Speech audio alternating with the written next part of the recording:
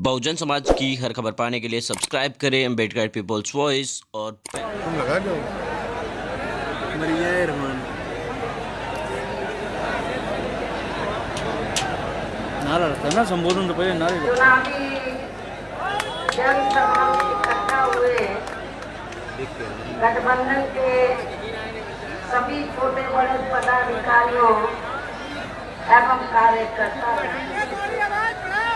आज आप लोग यहाँ गठबंधन के अपने लोकसभा के उम्मीदवार के उम्मीदवार के समर्थन में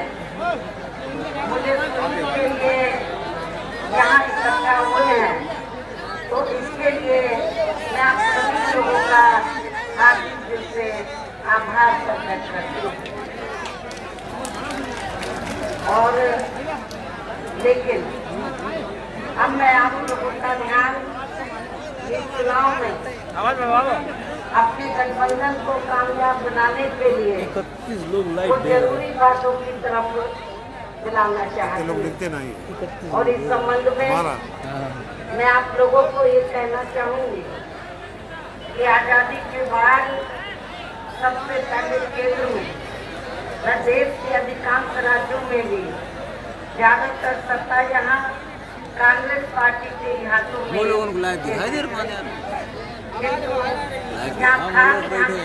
बात यह है कि कांग्रेस पार्टी के केंद्र में व अधिकतर राज्यों में भी लंबे अरसे तक रहे शासनकाल में इनकी अधिकांश मामलों में रही गलत नीतियों व गलत कार्य प्रणाली की वजह से फिर इस पार्टी को यानी कि कांग्रेस पार्टी को केंद्र व देश के काफी राज्यों की सत्ता से बाहर होना पड़ा है। आपको उत्तर प्रदेश से भी बाहर होना पड़ा है। और अब वर्तमान में देश में लोकसभा के लिए हो रहे आम चुनाव में भारतीय जनता पार्टी भी केंद्र में अपनी सरकार की रही खासकर आरएसएसवादी, पूंजीवादी, संकीर्ण, सांप्रदायिक, द्वेषपूर्ण व जातिवादी गलत नीतियों एवं गलत कार्य प्रणाली की वजह से इस बार ये पार्टी भी केंद्र की सत्ता से जरूर बाहर चली जाएगी। और अभी चुनाव में इनके कोई भी नाटकबाजी व जुमलेबाजी आदि काम में आने वाली नहीं। और इस मामले में खासकर इनकी चौकीदारी की ये नई नाटकबाजी नहीं बचा पाए। छोटे बड़े चौकीदार भी मिलकर अपनी कितनी भी ताकत क्यों न लगा लें। और इसकी खास वजह कि वर्तमान में प्रधानमंत्री श्री नरेंद्र मोदी ने यहाँ पिछले लोकसभा के हुए आम चुनाव में देश के विशेषकर गरीबों, मजदूरों, बेरोजगारों, कर्मचारियों, युवाओं, महिलाओं, किसानों, व्यापारियों व अन्य मेहनतकश लोगों के साथ साथ दलितों, आदिवासियों, पिछड़े वर्गों, मुस्लिम व अन्य धार्मिक अल्पसंख्यक समाज के लोगों को भी जो इन्हें अच्छे दिन दिखाने के असंख्य प्रलोभन भरे चुनावी वायदे किए थे, तो उनका अभी तक भी इन्होंने जमीनी हकीकत में लगभग 1/4 हिस्सा भी कार्य पूरा नहीं किया है, बल्कि इसके स्थान पर इनका ज्यादातर समय व ताकत भी यहाँ इनके बड़े बड़े पूंजीपतियों व धन्ना सेठों को ही और भी ज्यादा मालामाल व धनवान आदि बनाने में ही लगा रहा है। इसके साथ ही इन्हें हर स्तर पर बचाने के लिए इनकी पूरी चौकीदारी करने पर ही लगा रहा है। जब यहाँ देश के किसान तो इस सरकार में शुरू से ही अपनी विभिन्न समस्याओं को लेकर काफी ज्यादा दुखी रहे हैं और अभी भी हैं। और खासकर उत्तर प्रदेश में तो यहाँ बीजेपी की सरकार ने अपने छोड़े गए आवारा जानवरों इनको और भी ज्यादा बर्बाद करते इसी प्रकार केंद्र में पूर्व की रही कांग्रेस सरकार इरफान भाई। वर्तमान भाजपा सरकार में भी अरे यार हम आगे बैठ जाए हम चला नहीं कोई हमें प्रोटेक्ट कर रहे हैं यहाँ पूरे देश में, यहाँ के उत्तर प्रदेश सहित पूरे देश में दलितों, आदिवासियों, पिछड़े वर्गों, मुस्लिम व अन्य जाति अल्पसंख्यक समाज के लोगों का भी कोई खास विकास व्यवस्था नहीं हो सका है। इसके साथ ही पूरे देश में अभी भी यहाँ दलितों, आदिवासियों व अन्य पिछड़े वर्गों का सरकारी नौकरियों में आरक्षण का कोटा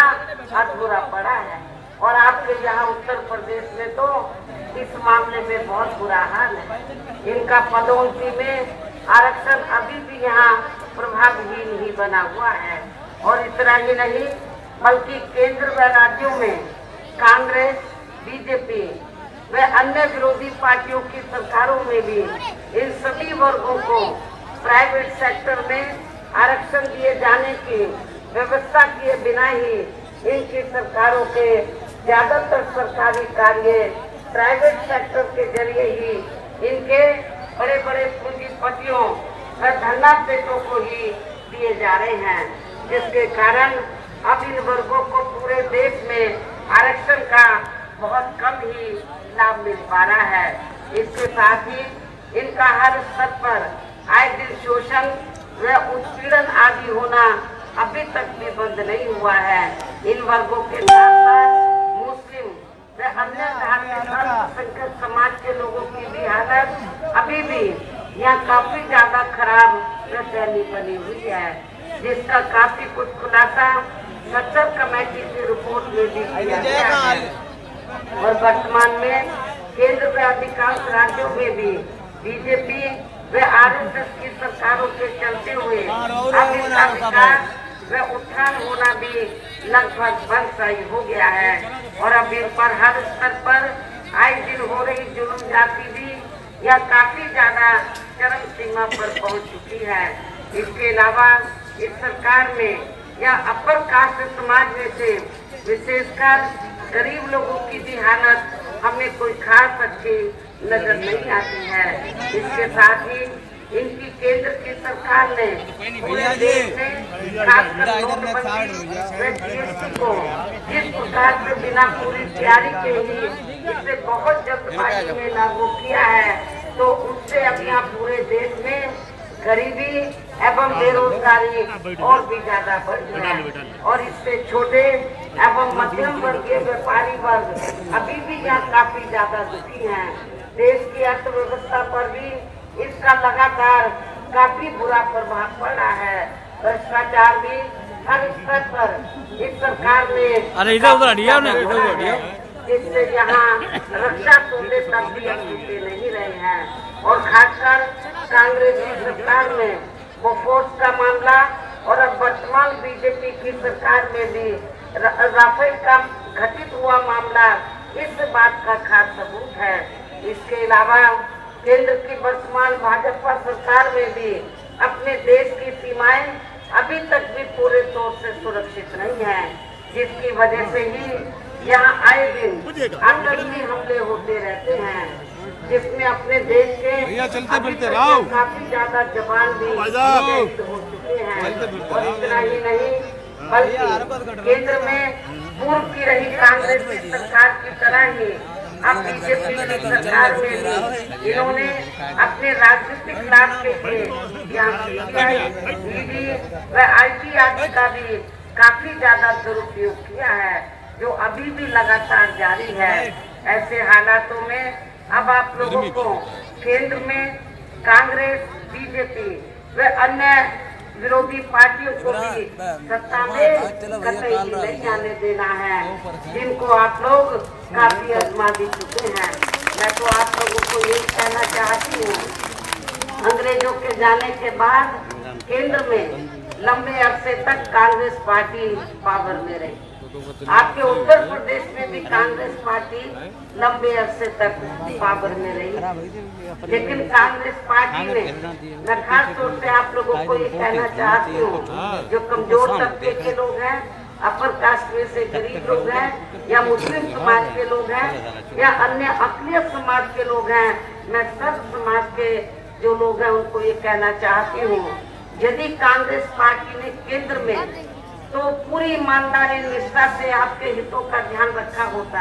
और उत्तर प्रदेश में भी यहाँ पर आप लोगों को रोटी रोजी के साधन दिए होते, तो फिर आज कांग्रेस पार्टी का इतना बुरा हाल नहीं होता, ना वो केंद्र की सत्ता से बाहर जाती, ना उत्तर प्रदेश की सत्ता से। उत्तर प्रदेश के लोगों को मालूम है कि कांग्रेस पार्टी की हुकूमत के दौरान ही सबसे ज्यादा जो दलित वर्ग के लोग हैं, पिछड़े वर्ग के लोग हैं, या अन्य समाज के गरीब लोग हैं, सबसे ज्यादा रोटी रोजी के लिए पलायन कांग्रेस पार्टी की हुकूमत के दौरान में हुआ। ये भी आप लोगों को मान के चलना चाहिए। तो इसलिए मेरा आप लोगों को यही कहना है, आज कांग्रेस पार्टी जो आप लोगों को फिर से नए नए सपने दिखा रही है, तो जब आपसे वोट मांगने के लिए आए तो उनको यही बोलो कि हमने सबसे ज्यादा समय आपको हुकूमत में रहने का दिया, केंद्र में भी, यूपी में भी, तो हम आपको वर्षों तक, काफी वर्षों तक आजमा चुके हैं, बीजेपी को भी आजमा चुके हैं, तो इसलिए जिन पार्टियों को आप लोग आजमा चुके हैं, तो मैं समझती हूँ तो उनको अब आप लोगों को पावर में नहीं आने देने का है, सत्ता में आप लोगों को नहीं आने देने का है। हालांकि सत्ता प्राप्त करने के लिए यह सभी विरोधी पार्टियां किस्म किस्म के साम दाम दंड भेद आदि हथकंडे इस्तेमाल करने की भी पूरी कोशिश करेंगे, जिनसे आप लोगों को इस चुनाव में भी काफी ज्यादा सावधान रहना है। और इस मामले में चुनाव के दौरान यह सभी विरोधी पार्टियां अपने अपने पक्ष में हवा बनाने के लिए खासकर मीडिया या ओपिनियन पोल एवं सर्वे आदि का भी जो बड़े पैमाने पर इस्तेमाल करती हैं, तो उनसे भी आप लोगों को गुमराह नहीं होना है। इसके साथ ही विरोधी पार्टियों के विभिन्न रूपों में जारी किए गए इनके ज्यादातर हवाई व प्रलोभन भरे चुनावी घोषणा पत्रों के बहकावे में बिल्कुल भी नहीं आना है, जिन्हें ये पार्टियां चुनाव खत्म होने के बाद ज्यादातर दरकिनारी कर देती हैं, और अब जिन पर से देश की जनता का अधिकांश या विश्वास ही उड़ता चला गया है। और वैसे भी इस मामले में आप लोगों को ये मालूम है कि हमारी पार्टी कहने में बहुत कम और कार्य करके दिखाने में ही ज्यादा विश्वास रखती है। और इस संबंध में मैं खासकर बीजेपी व कांग्रेस पार्टी के बारे में ये कहना चाहूँगी, चुनावी घोषणा पत्र के अमल के बारे में मैं बीजेपी व कांग्रेस पार्टी के बारे में खासकर ये कहना चाहूँगी कि बीजेपी ने देश में पिछले लोकसभा के हुए आम चुनाव में अपने जारी किए गए चुनावी घोषणा पत्र में यहाँ केंद्र में अपनी सरकार बनने पर देश की जनता को जो अच्छे दिन दिखाने के असंख्य प्रलोभन भरे चुनावी वायदे किए थे, तो उनके अब ये अधिकांश चुनावी वायदे केंद्र में पूर्व की रही कांग्रेसी सरकार की तरह ही ज्यादातर खोखले ही साबित हुए हैं। और इस मामले में इनका विशेषकर देश के हर गरीब व्यक्ति को 15 से 20 लाख रुपए के हिसाब से देने का ये